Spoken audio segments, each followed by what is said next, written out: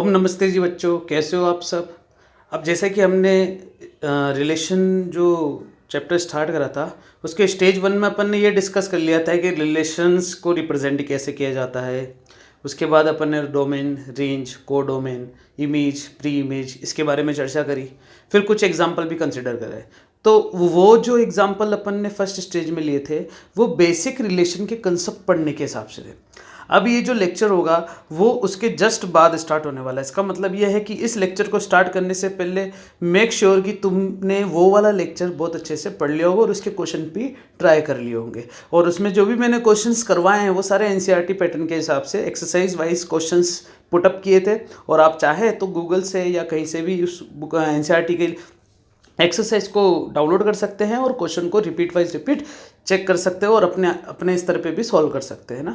तो चलो स्टार्ट करते हैं आज अपना लेक्चर सेकंड, मतलब stage 2 for the relation. Okay,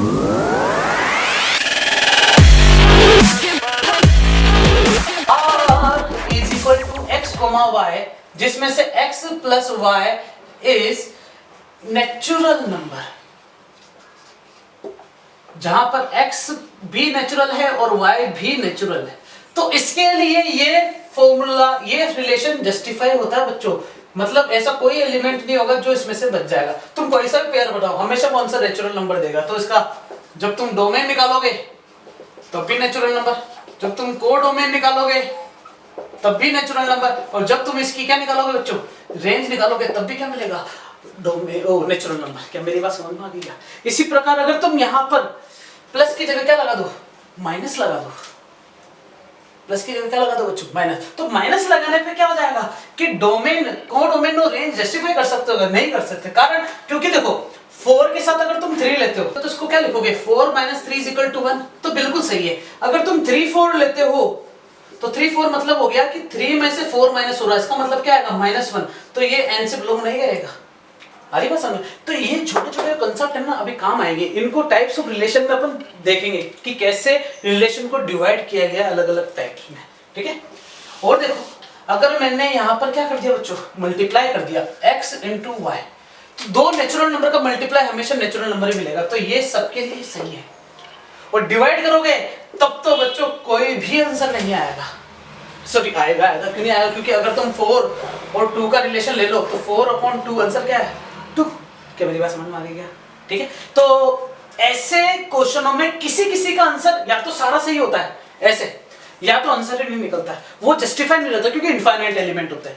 इन्हीं सब क्वेश्चंस के आधार पर रिलेशन को डिवाइड किया गया अलग अलग टाइप्स में। तो अपना जो अगला टॉपिक आता है बच्चों, मोस्ट इंपोर्टेंट हेडिंग डाल लेना। अपना जो अगला टॉपिक आता है वो टॉपिक रहेगा बच्चों 12th क्लास के हिसाब से, ठीक है। अपन रिलेशन का एक नया स्टेज पे चल रहे बच्चों ना, स्टेज 2 बोल दो इसको। और स्टार्ट कहां से होगा बच्चों, क्लासिफिकेशन ऑफ रिलेशन, या फिर इसका एक और नाम दे दूं मैं, टाइप्स ऑफ रिलेशंस। अब ये होता क्या है टाइप्स ऑफ रिलेशंस, है ना, इसके बारे में चलते हैं ना। स्टार्ट करते हैं बच्चों, अलग अलग एग्जांपल से समझेंगे इसको। सबसे पहला आता है बच्चों नल रिलेशन, या फिर इसका दूसरा नाम वॉइड रिलेशन, या फिर इसको हिंदी में क्या कहेंगे बच्चों, रिक्त संबंध। क्या कहेंगे बच्चों, रिक्त संबंध। अब ये होता क्या है रिक्त संबंध, सुनना। मैंने एक संबंध लिखा है r = x, y, whereas y is, या मैंने लिख देता हूं कि y ग्रेटर देन है x से। y क्या है बच्चों, x से ग्रेटर देन है। इसका मतलब जिसमें x की वैल्यू है 1 और y की वैल्यू है -3। ओहो, सोचो जरा कि y x से बड़ा है, जिसमें x की वैल्यू 1 है और y की वैल्यू -3। तो क्या ये स्टेटमेंट सही है क्या? स्टेटमेंट गलत है। इसका मतलब ओपन स्टेटमेंट तो है, लेकिन इनसे कहीं आंसर नहीं आएगा। ऐसा कोई भी पेयर नहीं बनेगा बच्चों जिससे आंसर आ जाए। इसका मतलब क्या हो गया कि r जो है बिल्कुल क्या है बच्चों, खाली है। इसको और क्या बोल सकते हो बच्चों, केवल 5। क्या मेरी बात समझ में आ गया? एक और एग्जांपल देखते हैं ना। r = x कोमा y इस टाइप से है कि y इज इक्वल टू है x अपॉन 2, ठीक है, जिसमें x और y दोनों क्या है बच्चों, नेचुरल नंबर से बिलोंग करते हैं, या फिर x जो है वो बिलोंग करता है ऑड नंबर से, बस इतना काफी। और y के लिए भी लिख दूं मैं, y बिलोंग करता है नेचुरल नंबर से। ओहो, सुनना मेरी बात कि यहां पर मैंने कितना अच्छा रिलेशन लिखा है कि x जो है वो कहां से लेना है बच्चों, केवल ऑड नंबर से लेना है। इसका मतलब ऑड नंबर में अगर मैं 2 का डिवाइड करता हूं तो ये कभी भी परफेक्टली डिविजिबल नहीं होगा, डिविजिबिलिटी नॉट एग्जिस्ट, मतलब ये परफेक्टली डिविजिबल नहीं होगा क्योंकि ऑड नंबर में 2 का डिवाइड हो नहीं सकता। लेकिन बोल के रखा है कि y नेचुरल नंबर है, इसका मतलब पॉइंट वाली टर्म तो नहीं होनी चाहिए। इसका मतलब ऐसे कोई भी एलिमेंट मौजूद नहीं है जिसमें x की वैल्यू ऑड रखने पर 2 का डिवाइड करने पर y का आंसर मिले। तो r यहां पर क्या होगा बच्चों, 5, क्या होगा बच्चों, 5। ये कहलाता है बच्चों नल रिलेशन या फिर वॉइड रिलेशन। अब इसको डिफाइन करते हैं, ऐसा संबंध जिसमें ऑर्डर पेयर या क्रमित युग्म क्या मिले बच्चों, रिक्त समुच्चय प्राप्त हो। क्या प्राप्त हो बच्चों, रिक्त समुच्चय। अगर डेफिनेशन लिखे तो कैसे लिखेंगे, ऐसे, if a relation is defined R A to B, R relation किसमें डिफाइंड है, A से B में, तो R should be subset of A cross B, but if R is equal to 5 तो 5 is subset of A cross B, और इसे ही अपन क्या बोलेंगे बच्चों, नल रिलेशन। क्या मेरी बात समझ में आ गई है बच्चों, अच्छे से बता रहा हूं इसको अच्छे से। अगला जो आता है वो आता है बच्चों यूनिवर्सल रिलेशन। क्या था बच्चों, यूनिवर्सल रिलेशन। यूनिवर्सल रिलेशन का मतलब होता है सार्वत्रिक संबंध। अब मैं बताता हूं सार्वत्रिक संबंध क्या होता है। जैसे मैंने लिखा है कि R एक रिलेशन है, relation R defined from set A to B, define set A to B, मतलब एक ऐसा संबंध R है जो कि किसमें परिभाषित है, A से B में। और अगर R खुद A क्रॉस B हो जाए तो इसका मतलब ऐसा बोल सकते हैं कि जैसे A बराबर क्या था बच्चों, 1 2 था, ठीक है, और B बराबर जो था वो बच्चों था A और B। अगर मेरे पास R संबंध ऐसा दे रखा है, 1 का A के साथ रिलेशन है, 1 का B के साथ भी है, 2 का A के साथ भी है, 2 का B के साथ भी है, इसका मतलब ऐसा बोल सकते हो कि ये खुद क्या है, A क्रॉस B के बराबर है या नहीं है। इसका मतलब A क्रॉस B के सारे एलिमेंट आ गए के रिलेशन में। जब सारे एलिमेंट आ जाए तो उसे अपन बोलते हैं सार्वत्रिक संबंध, मतलब यूनिवर्सल रिलेशन। ऐसा रिलेशन जिसमें यूनिवर्स के सारे रिलेशन घुस चुके हैं। क्या मेरी बात समझ में आई क्या? जब नल की बात करूंगा तो उसमें एक भी रिलेशन नहीं था, उसे 5 से बोला था, रिक्त मतलब एम्प्टी। लेकिन यहां पर सारे के सारे ऑर्डर पेयर आ गए के इसके अंदर, इसलिए इसे बोलेंगे यूनिवर्सल रिलेशन। क्या मेरी बात समझ में आई क्या बच्चों? आगे चलते हैं, ठीक है। ये दो जो थे डेफिनेशन के हिसाब से आते हैं, पूछे जाते हैं। मेन तो अब स्टार्ट हो गया बच्चों, आइडेंटिटी रिलेशन। आइडेंटिटी का मतलब होता है तत्समक संबंध या फिर इकाई संबंध या फिर मात्रक संबंध, ठीक है। ये आइडेंटिटी रिलेशन, मात्रक संबंध, इकाई संबंध, तत्समक संबंध, ये इसके नाम है। आइडेंटिटी होता क्या है? आइडेंटिटी नाम से पता चल रहा है कि किसी भी ह्यूमन बीइंग की बात करें तो उसकी आइडेंटिटी हमेशा यूनिक होती है। यूनिक मतलब उस जैसा आदमी या उस जैसी ह्यूमन बीइंग, उस जैसा ह्यूमन बीइंग इस पूरे संसार में कहीं नहीं होगा। वो अकेला वन एंड आर भी होगा ना, मतलब एक सिंगल पर्सन अगर किसी की भी बात करें तो वो अपनी एक सिंगल आइडेंटिटी लेके चलता है। उसी प्रकार आइडेंटिटी रिलेशन क्या हुआ कि ऐसा रिलेशन जिसमें डोमेन के जितने भी एलिमेंट्स हैं वो केवल और केवल खुद से रिलेटिव हो। ओहो, मतलब डेफिनेशन लिख देता हूं, a relation is said to be identity. A relation is said to be identity. कोई भी रिलेशन आइडेंटिटी कब कहलाता है? If each and every element of domains are relative to itself only.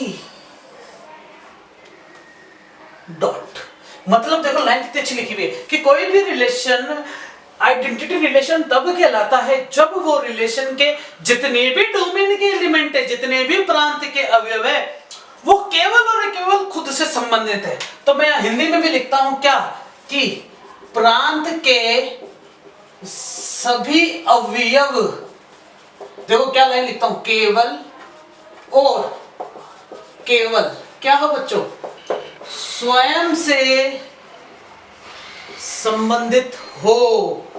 केवल और केवल मतलब केवल और केवल। आहा, चलो एग्जांपल देखते बच्चों। मैंने लिखा एक सेट ए बी सी, मैंने एक रिलेशन बनाया है ना कि एक रिलेशन है आर जो कि ए क्रॉस ए में जस्टिफाइड है, जिसमें आर का आंसर कुछ ऐसा है, ए ए बी बी सी सी।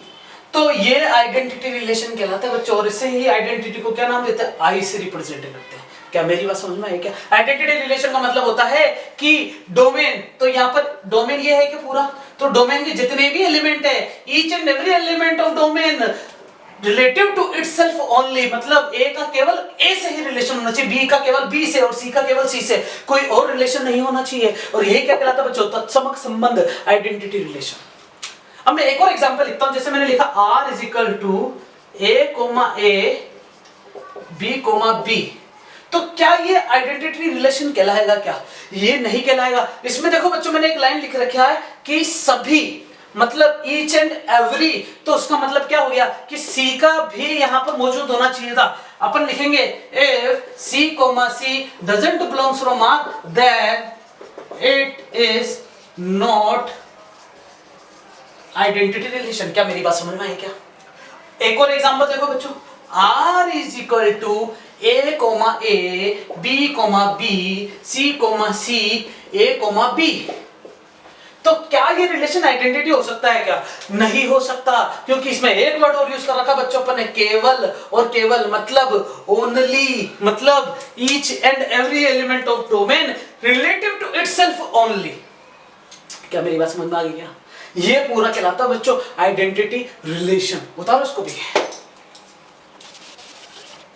तो मैं यहां पर जो एग्जांपल लिखा था ए बी सी, उसमें एक रिलेशन बनाया था कि ए बी और सी, ये रिलेशन कहलाता आइडेंटिटी। अगला रिलेशन पे चलते बच्चों अपन, वो क्या है, रिफ्लेक्सिव रिलेशन। कि रिफ्लेक्सिव क्या होता है, हिंदी में से क्या कहेंगे बच्चों, सतुल्य संबंध।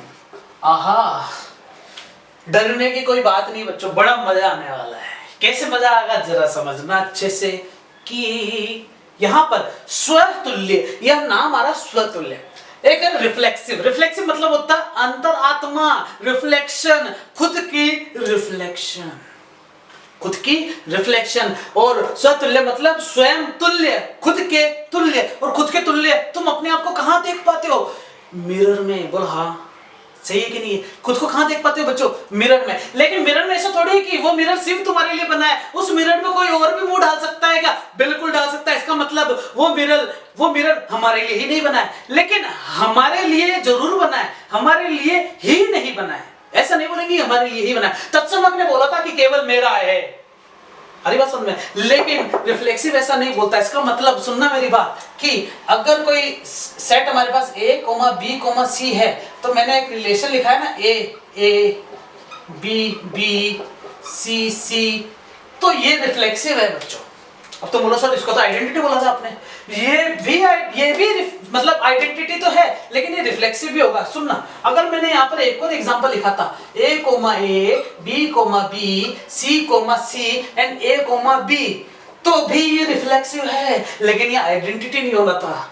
मतलब आइडेंटिटी में ये था कि केवल खुद से संबंधित होना चाहिए था, लेकिन रिफ्लेक्सिव में ये है कि खुद से तो होना चाहिए, दूसरे कुछ भी करे, आ रही बात समझ में? मतलब इसको दूसरों से लेना देना नहीं है, लेकिन खुद से होना चाहिए। तो डेफिनेशन देखना, a relation is said to be reflexive. कोई भी relation said to be reflection, कब रिफ्लेक्सिव कहा जाएगा? व्हेन ईच एंड एवरी, बच्चों याद रखना है, each and every element of domain relative to itself. पहली और इस डेफिनेशन में क्या डिफरेंस है, एक बार खुद देख लो तुम जाके पीछे, पता चल गया। वहां ओनली लिखा हुआ था, यहाँ ओनली भी लिखा हुआ है। इसका मतलब इसमें खुद से संबंधित होना चाहिए, खुद से संबंधित होना चाहिए, खुद से संबंधित होना चाहिए, है कि नहीं है? लेकिन बगल में एक और रिलेशन आ गया तो उससे कुछ लेना देना नहीं है। ये खासियत है रिफ्लेक्सिव की, मतलब प्रांत के सभी अवयव स्वयं से संबंधित होने चाहिए, अन्य संबंध भी एक्सेप्टेबल है। मतलब rest of them are acceptable। क्या मेरी बात समझ में आई क्या? मतलब यहां पर लिखता हूं कि प्रांत के प्रत्येक अवयव स्वयं से संबंधित होने चाहिए, अन्य संबंध भी लिए जा सकते हैं, लेकिन तत्समक में यह था कि प्रांत के सभी अवयव केवल और केवल स्वयं से संबंधित होने चाहिए, और यहां पर स्वयं से संबंधित होने चाहिए और अन्य भी ले सकते हैं। क्या मेरी बात समझ में आई क्या? इसी प्रकार कुछ एग्जांपल लिखे बच्चों। मैंने यहां पर एक रिलेशन लिखा है, ए comma A, B comma B, A comma B, C comma A. तो बताओ क्या ये रिफ्लेक्सिव है क्या बच्चों? नहीं है। क्यों नहीं है? क्योंकि यहां पर तुम बोलोगे C comma C doesn't belongs from R, so that's why not reflexive. There should be each and every element relative to itself, should be, but another relation can be acceptable। आ रही बात समझ में? यहां पर सभी स्वयं से संबंधित दर्शाओ, ये होता है स्वतुल्य। क्या मेरी बात समझ में आ गई गांव वालों? उतारो उसको भी वीडियो पोस्ट करके। ये मोती मैं ना चाहूं। ओके, अगला आता बच्चों सिमेट्रिक रिलेशन, मतलब सममित संबंध। ओहो, अभी सममित संबंध क्या होता है? चलो समझते सममित संबंध। सममित और सिमेट्रिक। सममित का मतलब होता है जस्ट उल्टा, जस्ट उल्टा। उल्टा मतलब क्या हो गया कि मैंने तुम्हें बताया कि आईने में तुम अपनी शक्ल देखना चाहोगे तो अपने ही मिलेगी, अपनी शक्ल देखने जाएंगे तो अपनी, कोई दूसरा देखने जाएगा तो उसको उसकी शक्ल मिलेगी। लेकिन कभी ऐसा हुआ है कि तुम तुम्हारे आईने में शक्ल देखने गए और किसी और का चेहरा सामने आ गया हो और तुम उसको देख के डर गए हो? आहा, क्या बात हो रही सर। मतलब तुम आईने में अपनी शक्ल देखने गए और किसी और का चेहरा सामने आ गया और तुम उसको देख के डर गए, तो क्या वो भी तुमको देख के डरा है क्या? अगर वो भी तुमको देख के डरा तो वो रिलेशन बोलाएगा सिमेट्रिक रिलेशन। क्या मेरी बात समझ में? सिमेट्रिसिटी मतलब भाईचारा होना चाहिए, मतलब इक्वलिटी होनी चाहिए। अगर तुम किसी भूत को देख के डर गए, क्या पता भूत भी तुम्हें देख के डरा होगा, या तो तुम्हारी शक्ल ज्यादा अच्छी होगी तो नहीं डरा होगा, गंदी है तो डर गया होगा। इसका मतलब सिमेट्रिक रिलेशन समझ में आ गया क्या? अब सुनना, मैं यहां पर एक लाइन लिखता हूं, सिमेट्रिक रिलेशन के लिए नीड क्या है? नीड बोल दो या फिर तुम इसको कंडीशन बोल दो। बच्चों, कंडीशन का मतलब कंडीशन, मैंने बोल दिया कंडीशन, इसका मतलब देयर विल बी, मतलब यहां पर कंडीशन मस्ट है, कंडीशन को लेना बहुत जरूरी है। कंडीशन नहीं लोगे तो समझ जाओ कि सिमेट्रिक रिलेशन तुम्हें समझ में नहीं आया। कंडीशन क्या देखना, गिवन होना चाहिए एक रिलेशन, बस given A comma B belongs from R, मतलब ए बी आर में है।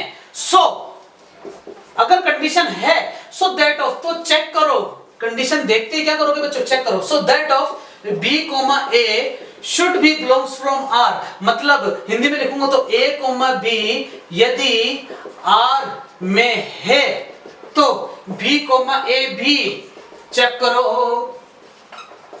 ये चेक, ये तुमने क्या करा बच्चों? कंडीशन देख ली कि हाँ यहां पर ए कोमा बी दे रखा है, तो बी कोमा ए को भी ढूंढने निकलोगे।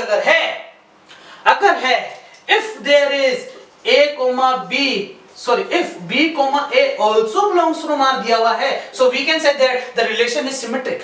मतलब a ने b को डराया तो क्या b ने भी a को डराया क्या, ये कहने का मतलब, क्या मेरी बात समझ में आ गई क्या? ये है सिमेट्रिक रिलेशन। अब सिमेट्रिक रिलेशन का मैं एग्जांपल लूं बच्चों, मैं वहां उतारता हूं छोटा सा प्यारा सा नन्ना सा, कि मैंने लिखा r is equal to a comma b, फिर b कोमा a और बंद कर दिया ब्रैकेट, तो क्या ये सिमेट्रिक है क्या? तो सबसे पहले कंडीशन देखेंगे कि ए बी है, मतलब कोई एक चेक करने जाएंगे, ए बी को चेक करने गए, चेक करने के साथ बी ए बी होना चाहिए, तो है।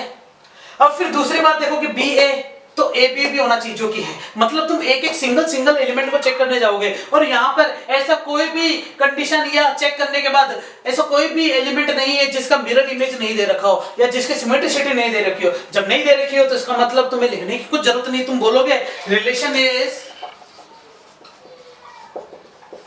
सिमेट्रिक। क्या बात समझ में आएगा? क्या बोल दोगे? Relation is symmetric. फिर कुछ और एग्जांपल, मैंने यहां पर एक रिलेशन और लिखा है बच्चों, क्या कि R is equal to A comma B, sorry A comma A, फिर A कोमा B, फिर B कोमा A, फिर A कोमा C, फिर C कोमा A। ओहो, तो अब इसमें देखते जाते हैं ना कि A कोमा A R में दिया हुआ है, तो A कोमा A भी होना चाहिए, बिल्कुल है। देखो ए ए है तो ए ए होना चाहिए, है कि नहीं है? अब तुम यहाँ पर सोच रहे हो कि सर ये क्या है, तो बच्चों बिल्कुल सही है कि मान लो मैंने पहले ये वाले ए की बात करी थी, क्या करा मैंने, देखो क्या मेरी बात समझ में आई क्या? यहाँ पर ब्लैक वाला ए लिख रखा है और यहाँ पर ब्लू वाला ए लिख रखा है, तो ए ए अगर आर में है तो ए ए भी होना चाहिए, है, तो इसका मतलब क्या लिखोगे यहाँ पर? ट्रू। फिर ए बी आर में है तो बी ए भी होना चाहिए, क्या है? क्या बिल्कुल है, तो क्या बोलोगे? ट्रू। फिर चेक करने किसको जाओगे? बी ए को चेक करने जाओगे, बी ए आर में है तो ए बी भी होना चाहिए, क्या है? क्या बिल्कुल ट्रू। उल्टा भी देख लोगे ना, फिर ए का सी से है तो सी का ए से होना चाहिए और सी का ए से है तो ए का सी से होना चाहिए, है कि नहीं है? इसका मतलब सारे ट्रू है, तो इसमें कोई भी ऐसी गलत कंडीशन नहीं दिखी है, इसलिए ये रिलेशन क्या है बच्चों? सिमेट्रिक है। क्या मेरी बात समझ में आई क्या? अब एग्जाम में कैसे लिखोगे तुम? यहां पर जब क्वेश्चन ऐसा लिखा हुआ आ जाए बहुत सिंपल, तो ये तो लिख ही सकते हो, लेकिन ज्यादा बड़ा आ जाए तो मैं डील करना सिखाऊंगा कि कैसे लिखेंगे, तरीका है ना, इसको उतारो। एक और रिलेशन देखो बच्चों, R is equal to A comma A, B comma B, C comma C और A कोमा B, या फिर A कोमा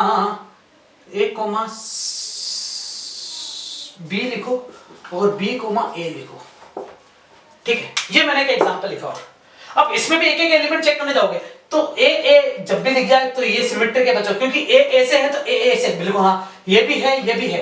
अरे समझ में आ रही मेरी बात? फिर चेक करने जाओगे ये ए भी है तो बी ए भी मौजूद है और बी ए है तो ए बी भी मौजूद है, मतलब ऐसा कोई कंडीशन नहीं जिस पर गलत हो जाए, तो ये सिमेट्रिक है। अच्छा, यहाँ पर क्वेश्चन दूसरा है, क्या ये रिफ्लेक्सिव है? क्या स्वतुल्य है? रिफ्लेक्सिव मतलब खुद से संबंध होना, तो एलिमेंट अपन को पता है एबीसी है, तो क्या ए ए बी बी सी सी मौजूद है क्या? इसका मतलब हाँ, each and every element relative to itself, another भी है तो चलेगा, लेकिन खुद से तो है ना, इसका मतलब ये स्वतुल्य है और ये सममित भी है। क्या मेरी बात समझ में आई क्या? मतलब ये रिफ्लेक्सिव भी है और सिमेट्रिक भी है। एक और रिलेशन लिखता हूं बच्चों, ये थोड़ा अच्छा वाला है, ये थोड़ा फेमिलियर भी है, बताओ क्या है? ए ए बी बी सी सी, मतलब आर के अंदर ये तीन रिलेशन है, तो पहले बताओ कि क्या ये सिमेट्रिक है क्या? तो तुम बोलोगे हाँ sir, A A A A B B B B C C C C. क्या बात समझ में आई क्या? अब बोलोगे क्या ये स्वतुल्य है क्या? तो तुम बोलोगे yes sir, A A B B C C सभी each and every element of domain relative to itself, तो इसका मतलब ये रिफ्लेक्सिव भी है और ये सिमेट्रिक भी है, और ये ही रिलेशन आइडेंटिटी भी था क्या बच्चों? अरे हाँ कि ना, यही रिलेशन आइडेंटिटी, थोड़ा अच्छे से लिख दो तो एक चीज पता चलेगी कि आइडेंटिटी रिलेशन रिफ्लेक्सिव भी हो सकता है और सिमेट्रिक भी हो सकता है, लेकिन रिफ्लेक्सिव और सिमेट्रिक, अब जैसे ये रिलेशन क्या था? सिमेट्रिक था क्या? ये रिलेशन सिमेट्रिक था क्या? और ये रिफ्लेक्सिव भी था, लेकिन ये आइडेंटिटी नहीं हो सकता। क्यों? क्योंकि आइडेंटिटी के अंदर ये है, ये नहीं होने चाहिए थे। इसका मतलब आइडेंटिटी जो रिलेशन है वो रिफ्लेक्सिव और सिमेट्रिक दोनों हो सकते हैं, लेकिन रिफ्लेक्सिव और सिमेट्रिक रिलेशन आइडेंटिटी हो may not required, may not possible. तो यहां मैं एक लाइन लिख देता हूं बच्चों, तुम भी लिख लेना, हिंदी में लिखो चाहे इंग्लिश में लिखो, बात एक ही है ना, इसको उतार लेना।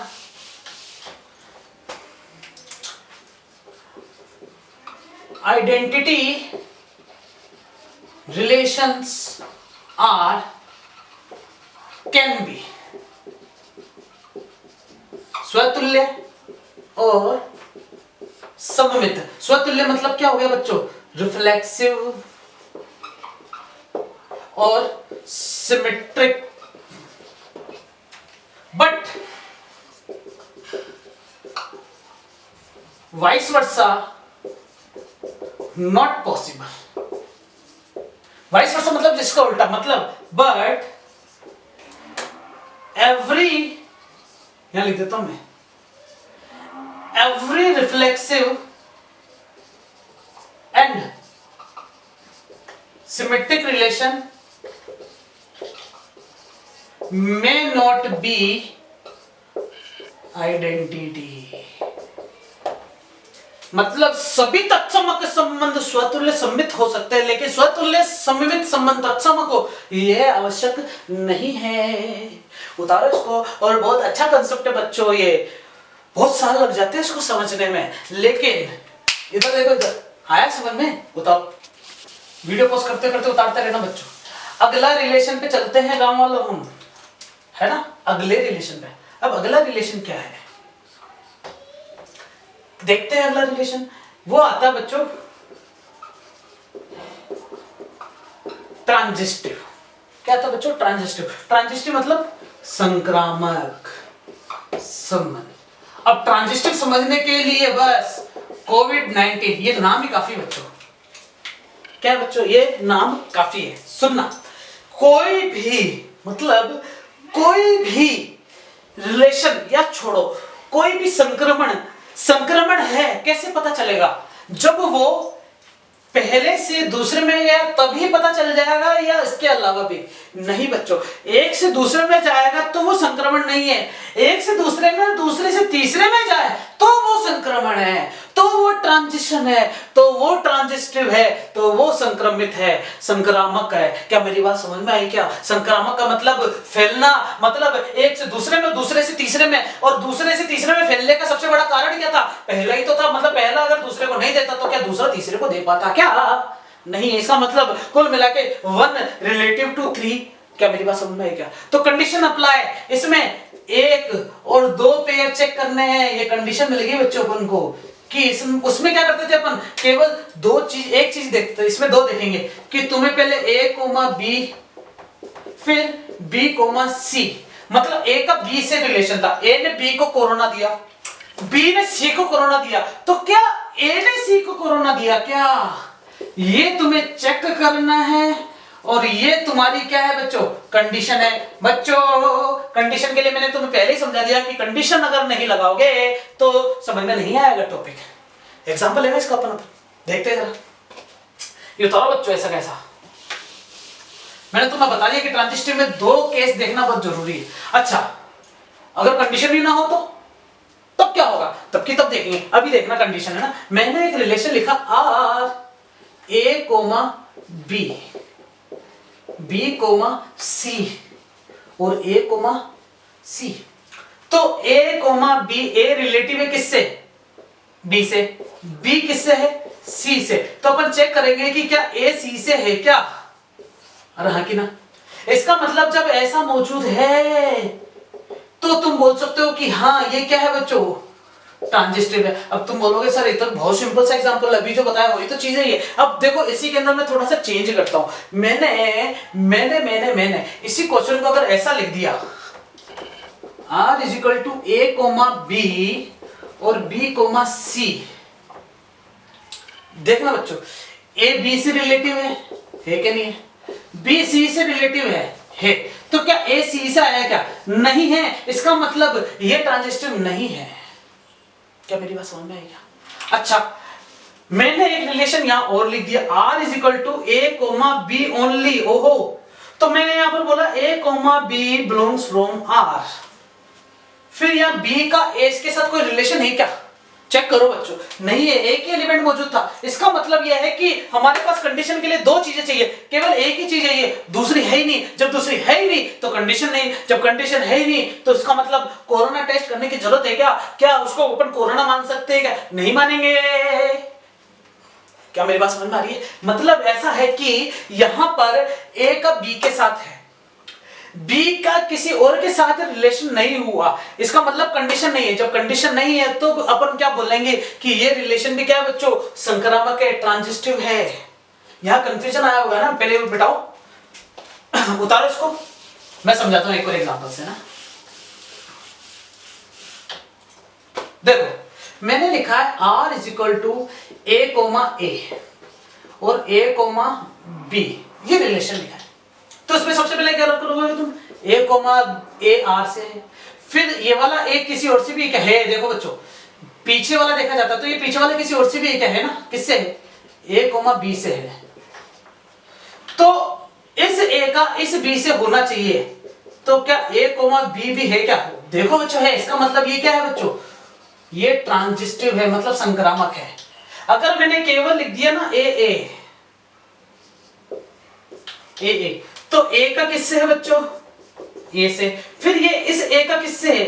ए से ही है क्या? इसका मतलब इस ए का इस ए के साथ होना चाहिए था, तो है क्या? इसका मतलब ये भी ट्रांजिटिव है। अब और अकेला कुछ आ गया तो अकेला मतलब ऐसा कुछ, R is equal to A comma B और बी कोमा ए, तो अपन क्या बोलेंगे? ए का बी के साथ रिलेशन है, फिर बी का किसके साथ है? ए के साथ है। तो क्या ए का ए के साथ है क्या? नहीं है, तो ये ट्रांजिटिव नहीं होगा, ये ट्रांजिटिव नहीं होगा। और अगर मैं ऐसा लिख दूं कि R is equal to A comma A और सॉरी ए कोमा बी लिख दूं बस, अभी जो मैंने एग्जांपल लिया था इसको समझते हैं। ए का बी के साथ है, बी का किसी और के साथ नहीं दे रखा। मैंने बताया ना, जब कंडीशन दोनों होनी चाहिए, अगर दोनों में से एक भी कंडीशन नहीं है तो तुम कुल मिला के इसको बोलोगे क्या? कि ये संक्रामक है। फिर तो क्योंकि संक्रामक है या नहीं है ये पता लगाने के लिए तीसरा केस होना चाहिए था। जब तीसरा केस है ही नहीं तो मैं चेक कैसे करूंगा? और मैं कैसे बोल सकता हूं कि वो संक्रामक नहीं है, या मैं कैसे बोल सकता हूं कि संक्रामक है? इसलिए बाय डिफॉल्ट क्या मानेंगे कि ये रिलेशन क्या है बच्चों? ट्रांजिटिव है, संक्रामक है। क्या मेरी बात समझ में आई क्या? जब मैंने बताया कि कंडीशन होनी ही चाहिए, जब कंडीशन ही नहीं है, जब कंडीशन ही नहीं है तो मैं कैसे बोल सकता हूं कि संक्रामक नहीं है? बिल्कुल कंडीशन होना बहुत जरूरी है, नहीं कंडीशन तो इसका मतलब जजमेंट भी नहीं। इसलिए डायरेक्ट तुम बाय डिफॉल्ट क्या मानोगे कि ये रिलेशन क्या है बच्चों? ट्रांजिटिव है या फिर संक्रामक है। क्या मेरी बात समझ में आ रही है? क्या नोट डाल के लिख लेना कि कंडीशन है तो ही चेक करेंगे, नहीं तो बिना कंडीशन के ही उसको पास कर देंगे। आ रही बात समझ में? मतलब अभी सभी बच्चे अगली क्लास में ट्रांसफर हुए ना, पोस्टपोन कर दिए गए। पोस्टपोन मतलब क्या है? प्रमोट कर दिए, सॉरी प्रमोट कर दिया आप सबको। तो वहां पर चेक करने की जरूरत पड़ी क्या? एग्जाम लेने की जरूरत पड़ी क्या? नहीं, क्योंकि वहां कंडीशन ही नहीं थी ऐसा कुछ। क्या मेरी बात समझ में आ रही है क्या? यहां पर इसको क्या बोलेंगे बच्चों? ट्रांजिटिव। कुछ और एग्जांपल देखते हैं, आपके सामने आपके मुंह पे मारता हूं बच्चों, देखना जरा क्या क्या एग्जांपल है। वो एग्जांपल कुछ इस प्रकार से होगा कि R ए कोमा ए, फिर B कोमा B, फिर C कोमा C, फिर A कोमा C। चेक करते हैं कि क्या ये ट्रांजिटिव है क्या। मैं तुम्हें फिर बता दूं बच्चों, A B B C C जब भी दिख जाए तो ना तो स्वतंत्र चेक करोगे, ना तो तुम सबमिट चेक करोगे, ना ट्रांजिटिव, क्योंकि इन तीनों एलिमेंट को छोड़ देना। A का A से, A का A से, तो A का A से। समझ में चीज? देखो A A A A A A, देखो A का A से तो A का A से, तो क्या इस A का A से है क्या? बिल्कुल है। समझ में आई ये चीज? ये चीज कहलाती है ट्रांजिटिव। तो इनमें तो चेक नहीं करेंगे। अब आती है ये वाली चीज, तो A का C से दिया हुआ है, क्या इस C का किसी और से भी है क्या? बिल्कुल है। किससे? C का C से है, तो इस A का किससे होना चाहिए था? C से। तो A का C से मौजूद है क्या? बिल्कुल है। तो उसका मतलब ये ट्रांजिटिव है। क्या मेरी बात समझ में आ रही है क्या कमल हो? अरे हाँ कि ना? बिल्कुल आ रही है। फिर अब चेक करो कि क्या ये ट्रांजिस्टिव है क्या। तो मैंने तुम्हें पहले ही बता दिया कि ट्रांजिस्टिव तो है, यहाँ पर कोई भी ऐसा केस नहीं जिससे गलत हो जाए, इसका मतलब ये क्या है, ट्रांजिस्टिव है। तो अब पता चल गया कि आइडेंटिटी जो है वो क्या है, रिफ्लेक्सिव भी है, सिमेट्रिक भी है और ट्रांजिस्टिव भी है। हरी बात समझ। लेकिन ये सब आइडेंटिटी नहीं हो सकते, ये जरूरी नहीं है। क्या मेरी बात समझ में आ गई क्या? अब इन्हीं सभी एग्जाम्पल के साथ यहां पर मैं अपनी भाषा को विराम देता हूं और लास्ट में लिखता हूं, इफ अ रिलेशन, अगर कोई रिलेशन ऐसा हो जो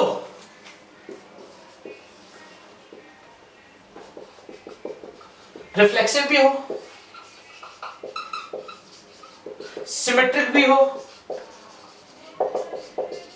ट्रांजिस्टिव भी हो, तो उसी रिलेशन को बोलते हैं बच्चों इक्विवेलेंट रिलेशन। क्या बोलते हैं बच्चों? Equivalent relation. मतलब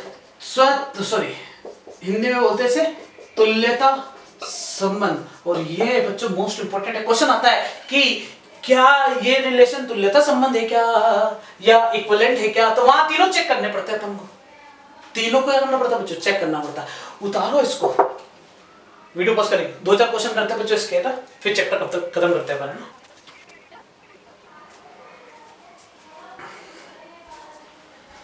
देखो बच्चों, मैंने यहां पर तुम्हारे लिए कुछ एग्जांपल लिख रखे हैं ना, 12th क्लास का एनसीईआरटी का chapter first exercise 1.1 question number first. Question number first के में कुछ ऐसे दे रखे रिलेशन 1 2 3 4, ये अलग अलग रिलेशन है। अलग अलग रिलेशन कहां से बिलोंग करते हैं उनके सेट्स भी दे रखे हैं, ए नेचुरल नंबर, ए और इंटीजर नंबर।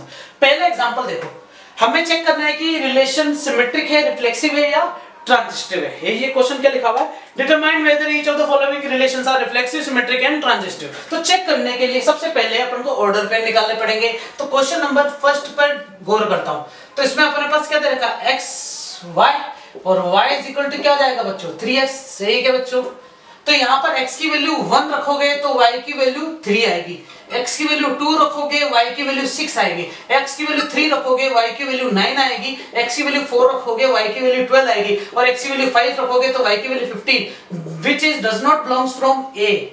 इसका मतलब r का आंसर क्या मिला अपन को कि 1 का 3 से है, 2 का 6 से है, 3 का 9 से है और 4 का किससे है बच्चों, 12 से। अब चेक करने जाएंगे कि क्या ये रिफ्लेक्सिव है क्या। तो सबसे पहले चेक करते हैं reflexivity.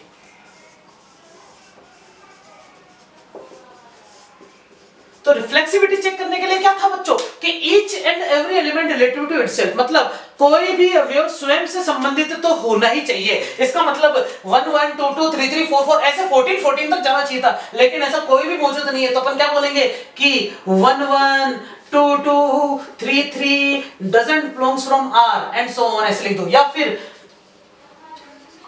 each and every element must be relative to itself but it is not given, लेकिन ऐसा दिया हुआ नहीं है। इसका मतलब ये रिफ्लेक्सिव तो नहीं है। This relation is not reflexive. Hindi में कैसे लिखोगे बच्चों कि प्रांत के प्रत्येक अवयव, यहां पे लिख देना बच्चों, डोमेन लिख दो या कुछ भी लिख दो, प्रांत के प्रत्येक अवयव स्वयं से संबंधित नहीं है, अर्थात ये संबंध रिफ्लेक्सिव नहीं है। अब चेक करने जाएंगे बच्चों सिमेट्रिसिटी। मिटा दो ये सारा,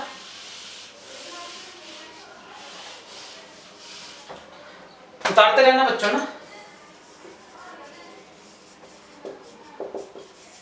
सिमेट्रिसिटी चेक करने के लिए क्या था, जैसे 1 का 3 के साथ है, चेक कंडीशन लगा दी, तो 3 का 1 के साथ होना चाहिए। तो ऐसा है क्या बच्चों, तो अपन ये बोलेंगे कि ये ऐसा दिया हुआ है, does not belongs to not, that's why the relation is not reflexive. ये लाइन काफी है। 1 का 3 से है तो 3 का 1 से होना चाहिए, अगर नहीं है तो बोलोगे the relation is not symmetric. 1 का 3 से, 3 का 1 से नहीं, तो दिया गया संबंध सममित नहीं है। ये भी उतार लो ऐसा कैसा, इंग्लिश में लिख देना छोटे मोटे स्टेटमेंट्स है ना। अब चेक करेंगे बच्चों ट्रांजिस्टिविटी, है ना, ब्लू मार्कर लेवे ना सब में। ट्रांजिस्टिविटी, अभी ट्रांजिस्टिविटी होता क्या है, ट्रांजिस्टिविटी का मतलब ये हो गया कि जैसे 1 का 3 के साथ है, 3 का किसी और के साथ है क्या है, 3 का किससे 9 से, तो 2 केस देखने देना अपन को। और तो 1 का किससे होना चाहिए, R से होना, 1 का 9 से होना चाहिए था, क्या है क्या, नहीं है। देखो बच्चों, मैं तुम्हें पहले बोला था कि एक एक करके सबको चेक करना है, लेकिन कब तक, जब तक गलती ना मिल जाए। तो गलती शुरू में ही मिल गई तो मैं बाकी को चेक करने क्यों जाऊंगा, क्या मेरे पास समझ में आ गया? इसलिए 1 का 3 से, 3 का 9 से, लेकिन 1 का 9 से नहीं है, अर्थात ये संबंध ट्रांजिस्टिव तो नहीं है। क्या मेरी बात समझ में आ गई क्या? अब इसको वर्बली देखें क्या, थोड़ा सा, है ना, देखते हैं। मिटा रहा हूं मैं सारा, लिखने का तरीका भी समझा दिया बच्चों ना। तुम चाहो तो लिखते समय और अच्छा से लिखना है तो सबकी डेफिनेशन लिख देना, है ना, रिफ्लेक्सिव की डेफिनेशन, फिर इसको प्रूफ करने के लिए सिमेट्रिक की डेफिनेशन, फिर इसको प्रूफ कर देना, ट्रांजिस्टिव की डेफिनेशन, फिर इसको प्रूफ कर देना। अगर तीनों है तो बोल देना इक्विवेलेंट है, क्योंकि a relation is said to be equivalent if the relation is belongs from reflexivity, symmetricity and transitivity. English बोलिए, समझ में आई क्या, समझ में आया क्या? ये वाला देखो बच्चों, क्या लिखा हुआ है, y is equal to x plus 5। तो ये पूरा मिटाऊं पहले तो मैं question number 2, y is equal to x plus 5, जिसमें x जो है 4 से छोटा है, इसका मतलब x की वैल्यू रखोगे 1, नेचुरल नंबर है बच्चों, x की वैल्यू रखोगे 2, x की वैल्यू रखोगे 3। हमें कैसे पता चला कि 1 से स्टार्ट होगा, क्योंकि बच्चों नेचुरल नंबर 1 से स्टार्ट होता है। बोला हाँ, आगे देखो 1 plus 5, 2 plus 5 और y is equal to 2, ठीक है, आंसर आ गया 6, 7 and 8। क्या मेरे पास समझ में आया क्या? अब क्या करेंगे, 1 का रिलेशन आया है 6 के साथ, 2 का रिलेशन 7 के साथ और 3 का किससे है, 8 के साथ। ये रिफ्लेक्सिव तो बिल्कुल नहीं है, क्यों? क्योंकि नेचुरल नंबर में इतने सारे एलिमेंट होते हैं, क्या खुद का खुद से रिलेशन है क्या इसमें, है ही नहीं। ये सिमेट्रिक भी नहीं, क्योंकि 1 का 6 से, 6 का 1 से क्या नहीं है, इसका मतलब ये ट्रांजिस्टिव है क्या, तो 1 का 6 से क्या, 6 का किसी और से क्या नहीं है, 2 का 7 से क्या, 7 का किसी और से क्या नहीं है, 3 का 8 से क्या, 8 का किसी और से क्या नहीं है। अरे कंडीशन नहीं है, कंडीशन नहीं तो इसका मतलब क्या, ट्रांजिस्टिव है। चेक कर लो आंसर, ट्रांजिस्टिव है। क्या मेरी बात समझ में आई क्या? आगे देखते हैं अगला वाला, देखो y is divisible by x, y is divisible by x। तो इसके पेयर बनाने के लिए ऐसा फ्लो चार्ट बना लो बच्चों ना, मतलब क्या, एक एक से डिविजिबल है, बिल्कुल है, 2 एक से एक है, 3 एक से एक है, 4 एक से एक है, 5 एक से एक है, 6 एक से एक है, बिल्कुल है। फिर क्या 2 से डिविजिबल है क्या, है, हो बिल्कुल है। 2 3 से एक है, 2 नहीं रुक जाओ, वापस, 1 2 से डिविजिबल है क्या, नहीं है। क्या 2 से एक है, बिल्कुल है। क्या 3 2 से क्या नहीं है, क्या 4 2 से एक है, बिल्कुल है। क्या 5 2 से क्या नहीं है, 6 2 से एक है, बिल्कुल है। फिर 1 3 से क्या नहीं, 2 3 से क्या नहीं, 3 3 से है, 4 नहीं है, 5 नहीं है, 6 है। फिर 4 4 से है लेकिन और कोई नहीं है, 5 5 से है लेकिन और कोई नहीं, 6 6 से है लेकिन और कोई नहीं। क्या मेरी बात समझ में आ गई क्या? रिलेशन लिखो बच्चों सारे, क्या कि 1 का 1 से है, 1 का 2 से है, 1 का 3 से है, 1 का 4 से है, 1 का 5 से है, 1 का 6 से है, क्योंकि ये सब डिविजिबल है एक दूसरे में। फिर 2 का 2 से होगा, 2 का 4 से होगा, 2 का 6 से होगा, 3 का 3 से होगा, 3 का 6 से होगा, 4 का 4 से होगा, 5 का 5 से होगा, 6 का 6 से होगा। चेक कर लो ये रिफ्लेक्सिव है, कैसे पता चला? क्योंकि 1 2 3 4 5 6, 1 1 2 2 3 3 4 4 5 5 6। आए हाय, समझ में आई अपनी बात। इसी प्रकार अब सिमेट्रिसिटी चेक करते हैं। सिमेट्रिसिटी का मतलब क्या हो गया कि चेक करते हैं 1 का 2 से तो 2 का 1 से होना चाहिए, क्या है क्या?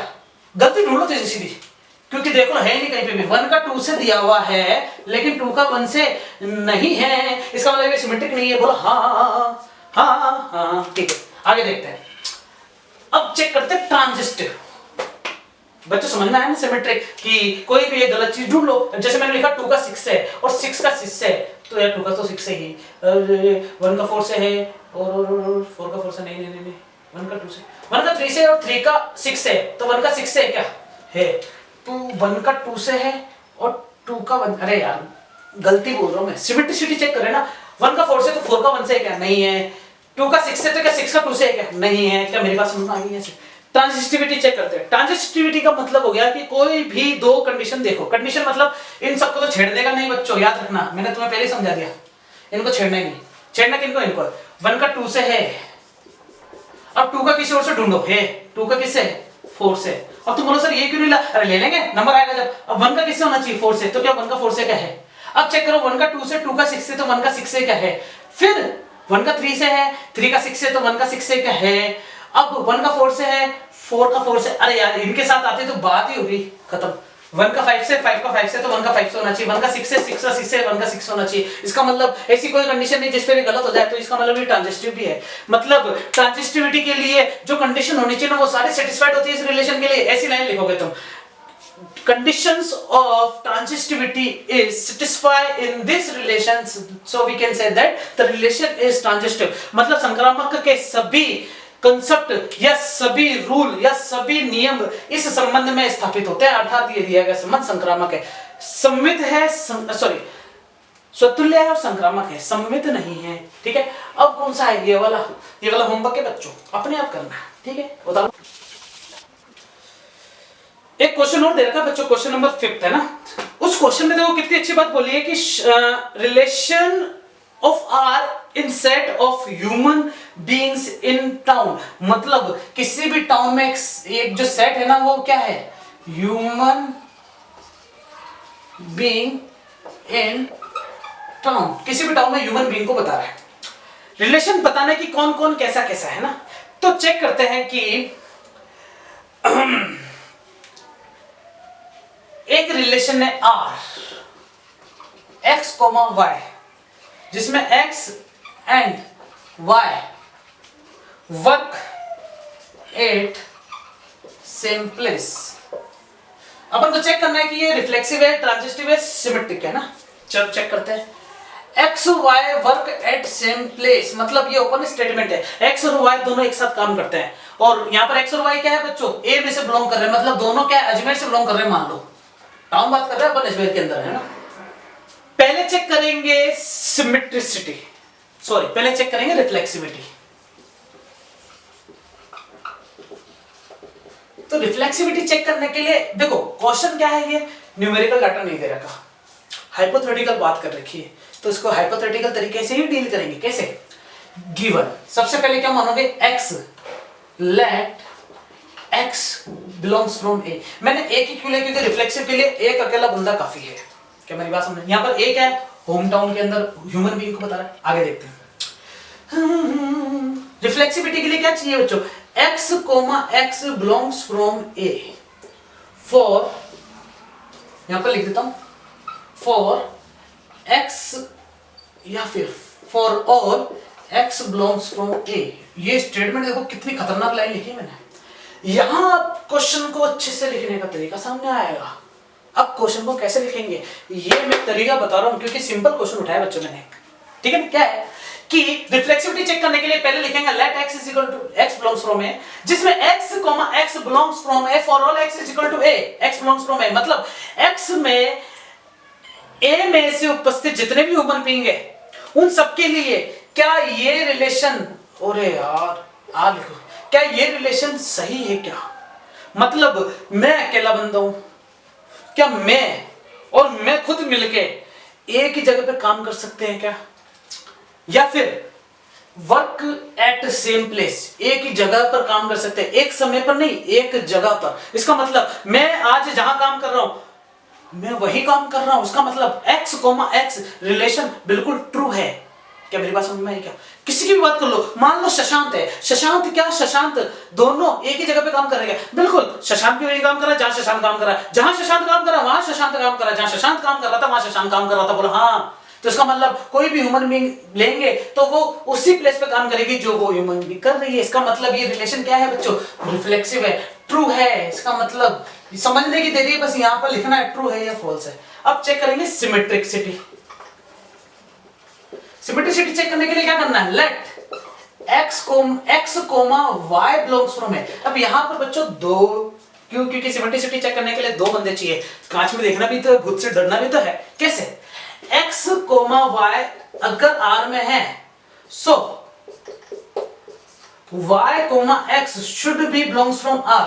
मतलब ये गिवन होना चाहिए कि एक जगह है जहां पर x और y दोनों मिलकर काम कर रहे हैं। जहां पर x मैं बोल देता हूं कौन है बच्चों, सुरेश है, y कौन है, रमेश है। तो सुरेश और रमेश एक जगह पे काम करते हैं। इसको उल्टा बोलो, क्या रमेश और सुरेश एक जगह पे काम कर रहे हैं क्या, तो तुम क्या बोलोगे, यस। इसका मतलब ये रिलेशन क्या है बच्चों, सिमेट्रिक है। थोड़ा सा दिमाग लगाना पड़ेगा इसके लिए, अंदर ही अंदर रहती सारी चीजें। फिर अब क्या चेक करने जाएंगे अपन, ट्रांजिस्टिविटी। तो ट्रांजिस्टिविटी चेक करने के लिए क्या करोगे तुम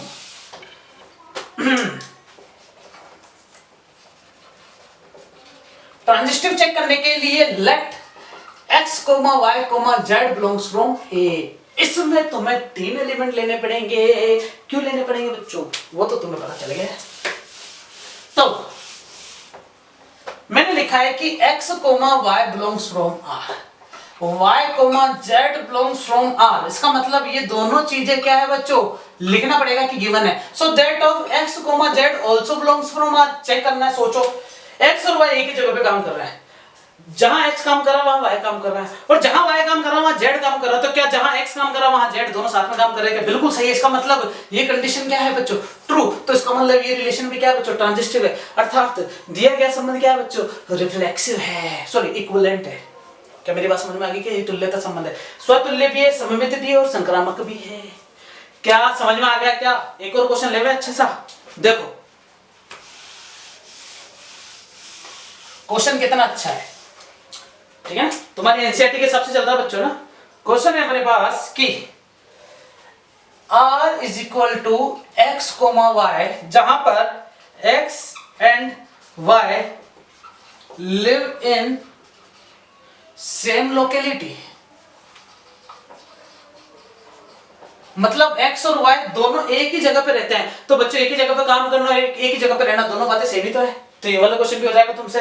फिर एक और दे रखा है कि x is exactly 7 centimetre taller than y। ओहो, ये अच्छा क्वेश्चन आ गया बच्चों। रिलेशन कैसा आ रहा है कि x जो है वो y से 7 सेंटीमीटर बड़ा है, टॉलर है, लंबा है। तो सबसे पहले चेक करते हैं सिमेट्री, सॉरी स्वतुल्य। क्या चेक करते हैं? रिफ्लेक्सिविटी। रिफ्लेक्सिविटी चेक करने के लिए let x belongs from A, क्योंकि होम किसी भी एक टाउन के अंदर दे रखा हमारे पास सब सेट है ना, तो A वही है किसी भी टाउन के अंदर रहने वाले आदमी या human being. x belongs from A, तो x, x belongs from R। क्या ये ट्रू है? क्या क्या कोई खुद से 7 सेंटीमीटर लंबा हो सकता है क्या? सोचो ना, बस आंसर आ गया। इसका मतलब ये क्या है, नॉट ट्रू। अब नॉट ट्रू को बचपन में सिखाते थे बच्चों मुझे, फॉल्स, ट्रू फॉल्स है ना। हालांकि सब गलत होते थे लेकिन नाम भी इनको ट्रू फॉल्स देते थे। आगे देखो, अब चेक करेंगे बच्चों सिमेट्रिक। सिमेट्रिक का मतलब let x, y belongs from A। इसका मतलब x, y belongs from R। ये गिवन है तो y, x भी होना चाहिए था। क्या ऐसा हो सकता है क्या कि x जो है एग्जैक्टली 7 सेंटीमीटर बड़ा है y से, तो क्या y भी x से 7 सेंटीमीटर लंबा होगा? क्या ऐसा सही है क्या? नहीं, बिल्कुल नहीं। तो इसका मतलब ये क्या है बच्चों, फॉल्स। इसका मतलब ये भी नहीं है। अब चेक करेंगे बच्चों ट्रांजिस्टिव। क्या चेक करेंगे बच्चों? ट्रांजिस्टिविटी। ट्रांजिस्टिविटी के लिए क्या करोगे, लेट x, y, z बराबर सॉरी बिलोंग्स फ्रॉम A। तो x, y R में है, फिर y, z भी R में है। इसका मतलब x y से 7 सेंटीमीटर बड़ा है, y z से 7 सेंटीमीटर बड़ा है। तो x z से कितना हुआ? थोड़ा सा दिमाग लगाना बच्चों, देखना कि मान लेते हैं कि z है, तो z अगर 10 है तो y कितना हो जाएगा बच्चों, 17, और x कितना हो जाएगा, 24। तो सोचो क्या x z के बीच में रिलेशन बन सकता है क्या? क्या x z के साथ 7 सेंटीमीटर का गैप आ गया? नहीं, 14 का आ गया। इसका मतलब ये ट्रांजिस्टिव भी नहीं है। क्या मेरी बात समझ में आ गई गाँव वालों? अरे हाँ कि ना? अरे हाँ, बताओ इसको, बताओ बताओ।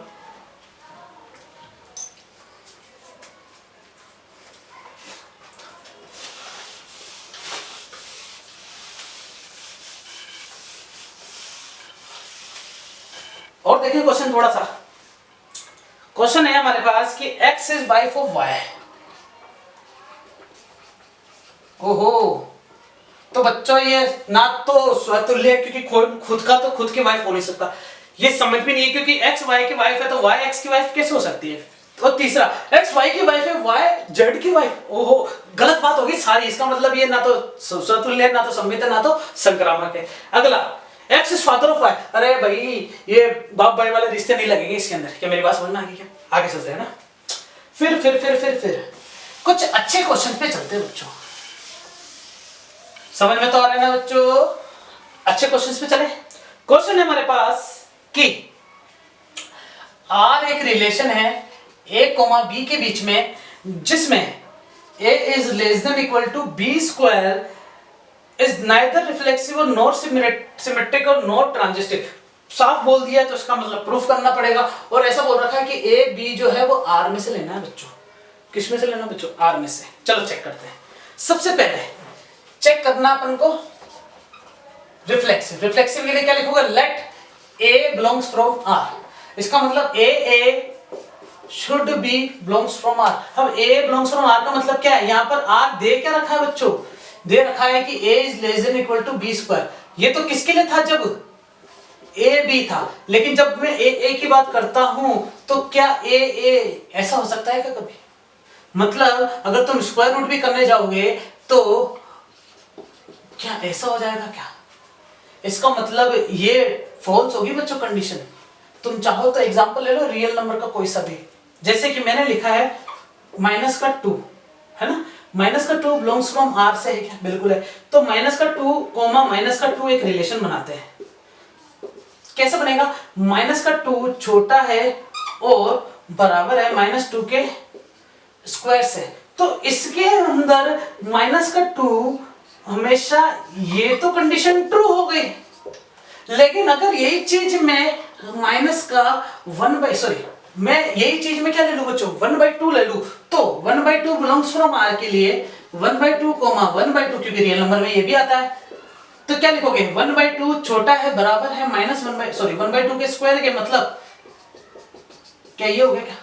इसका मतलब 1/4 क्या 1/2 से बड़ा हो सकता है क्या? नहीं हो सकता। तो 1/2 के लिए ये रिफ्लेक्सिव नहीं है, क्योंकि रिफ्लेक्सिव के लिए यह होना जरूरी था कि each and every element of domain, domain क्या है? Real number. तो each and every element of domain relative to itself, खुद से तो संबंधित होना चाहिए। तो यहाँ पर 1/2 के लिए रिलेशन सेटिस्फाइड नहीं है। तो मतलब for 1/2 comma 1/2 the relation is not justified, so we can say that the relation is not reflexive। मतलब ये संबंध जो है वो स्वतुल्य नहीं है, क्योंकि 1/2 के लिए ये संबंध परिभाषित कोनी। क्या मेरी बात समझ में आ रही है अच्छे से? उतारो उसको, उसका उतारो उतारो उतारो उतारो उतारो। जब कुछ समझ में ना आए तो एक छोटा सा एग्जांपल उठा लिया जाए। अब जैसे वो होम टाउन की बात करी थी तो उसमें तो आदमी थे। अब आदमी तो कैसे उठा सकता हूँ? हालांकि मैंने रमेश सुरेश ले लिए थे, वापस पहुंचा दिया उनको मैंने उनकी जगह। आगे देखते हैं। इसी के साथ बच्चों अब चेक करते हैं। इसका मतलब ये गलत हो गया है ना। किसके लिए बच्चों? एक ही जगह मैंने 1/2 रख लिया। तो अब चेक क्या करेंगे बच्चों? अपन सिमेट्रिक। सिमेट्रिक के लिए क्या करोगे? Let a, b belongs from r। तो एग्जांपल शुरू से ले लूं क्या मैं? a, b belongs from r का मतलब क्या हो गया? अगर a, b है r में तो इसका मतलब क्या हो गया कि a ये और b, a के लिए क्या होना चाहिए?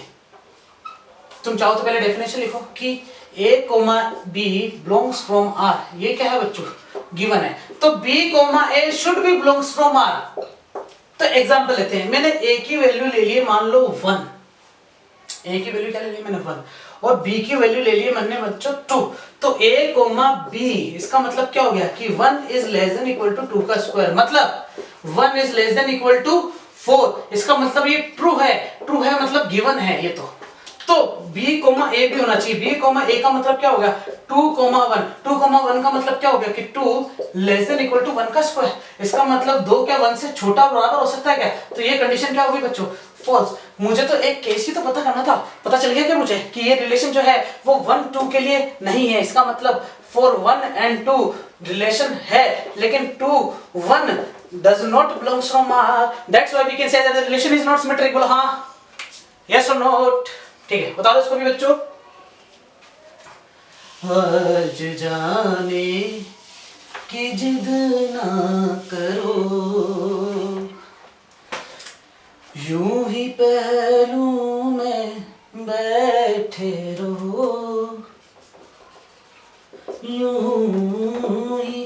ट्रांजिस्टिव देखते हैं अब। ट्रांजिस्टिव क्या हो गया? ट्रांजिस्टिव के लिए क्या लेना पड़ेगा बच्चों?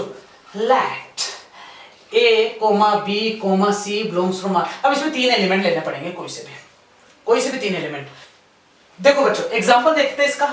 मैंने ले लिया एक एग्जांपल 3, एक एग्जांपल ले लिया है मैंने बच्चों 2, और एक एग्जांपल ले लिया है मैंने बच्चों ये।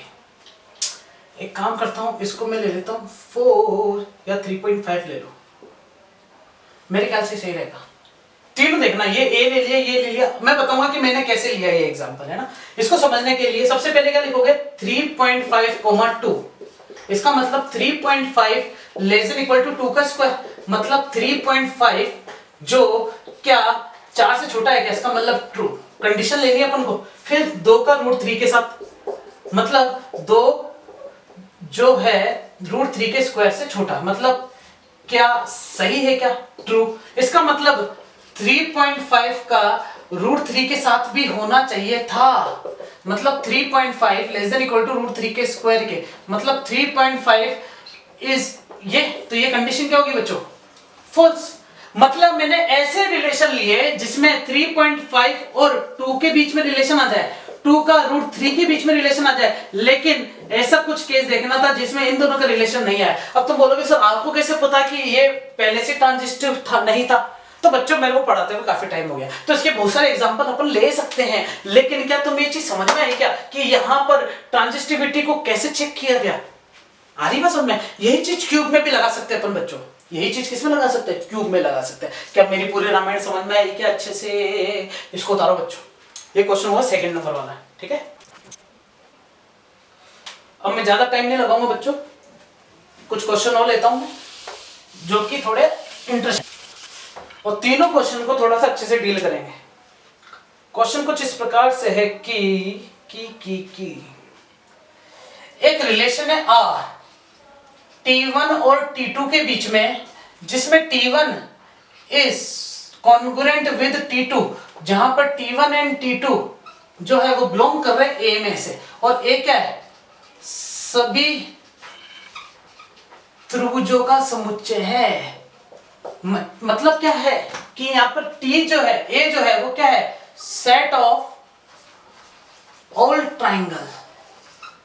आई बात समझ में, मतलब यहां पर T1 और T2 किसको रिप्रेजेंट करते हैं, ट्रायंगल को रिप्रेजेंट करते हैं। चेक करना है कि क्या ये रिफ्लेक्सिव है क्या ये सिमेट्रिक है क्या ये ट्रांजिस्टिव है क्या। क्वेश्चन को समझना अच्छे से, क्या लिखा हुआ है कि R जो रिलेशन है वो T1 और T2, मतलब दो अलग अलग ट्रायंगल के बीच में रिलेशन है, क्या है, दोनों एक दूसरे के कॉन्ग्रुएंट है, मतलब सर्वांगसम है, और वो दोनों किस में से बिलोंग कर रहे हैं, सभी ट्रायंगल्स में से। तो सबसे पहले चेक करने क्या जाएंगे बच्चों, रिफ्लेक्सिव, और रिफ्लेक्सिव चेक करने के लिए क्या करेंगे, late T1 belongs from A। क्या मेरी बात समझ में आई क्या।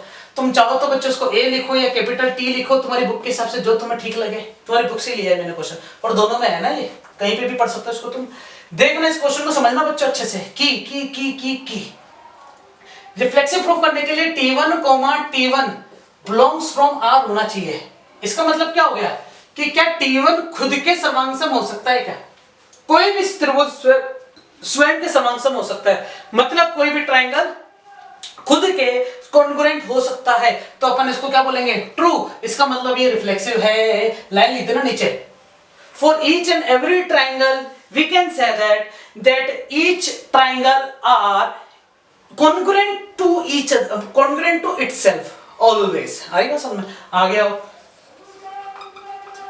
सिमेट्रिक, सिमेट्रिक के लिए क्या करेंगे, late T1, T2 belongs from T, दो अलग अलग ट्रायंगल, तो इसका मतलब T1, T2 के लिए एक रिलेशन हमारे पास क्या है बच्चों, गिवन है, तो T2, T1 भी होना चाहिए। तो चेक करते हैं कि T1 कॉन्ग्रुएंट है T2 के, तो क्या T2 भी T1 के कॉन्ग्रुएंट हो सकता है क्या। तो यहां ऐसे लिखो ना कि T1 कॉन्ग्रुएंट है T2 के, तो क्या T2 कॉन्ग्रुएंट हो सकता है कि T1 के, ये तो गिवन है, और ये हो सकता है कि बिल्कुल हो सकता है।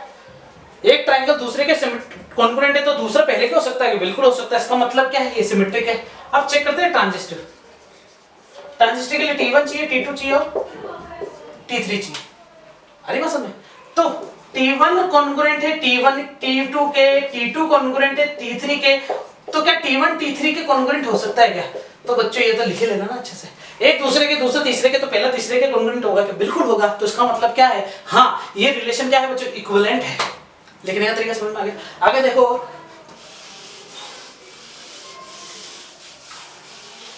की मैं रिलेशन को थोड़ा सा और अच्छे से लिखता हूं।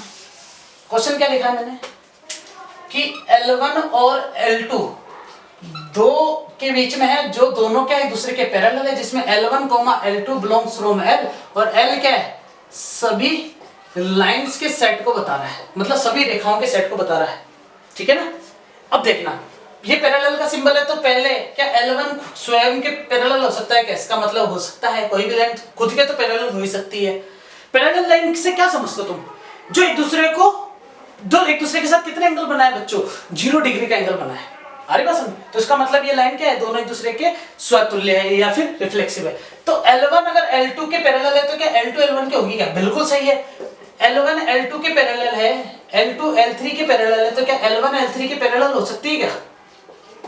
बिल्कुल सही है, ठीक है, उतारो इसको। अगर यही क्वेश्चन में ऐसे लिखता क्या कि R जो है वो L1, L2 के बीच में है, जिसमें L1 जो है वो परपेंडिकुलर है L2 के, और L1 और L2 दोनों क्या है बिलोंग करते हैं किसी एक सेट में जो लाइन को बताता है। तो सबसे पहले क्या L1 खुद के परपेंडिकुलर हो सकता है क्या? गलत। तो इसका मतलब ये रिफ्लेक्सिव तो नहीं है, स्वतुल्य। फिर L1 L2 के परपेंडिकुलर है मान लो, तो क्या L2 L1 के परपेंडिकुलर हो सकता है क्या? ये देखो, ये L1 है, ये L2 है, तो है दोनों एक दूसरे के परपेंडिकुलर, इसका मतलब क्या है? ये सिमेट्रिक है। फिर L1 L2 के परपेंडिकुलर है, और L2 जो है वो L3 के परपेंडिकुलर है, ये L3 मान लो, है कि नहीं? तो क्या L1 L3 के परपेंडिकुलर है क्या? देखो बच्चों, है क्या? बिल्कुल नहीं, क्योंकि L1 L3 के पैरेलल हो गया, इसका मतलब ये ट्रांजिस्टिव भी नहीं है। एग्जांपल के तौर पे समझा सकते हो तुम, ठीक है। लिखने का तरीका पहले समझा दिया, ये थोड़ा मैं स्पीड में लेके चलेगा। क्या सारी रामायण क्लियर होगी क्या तुम्हारे दिमाग से? ये चीज कहलाती है बच्चों रिलेशंस, है ना। कुछ एग्जांपल देखता हूँ, अगर है तो तुम्हारे, नहीं तो मैं फिर इसको यहीं पे लीव करता हूँ।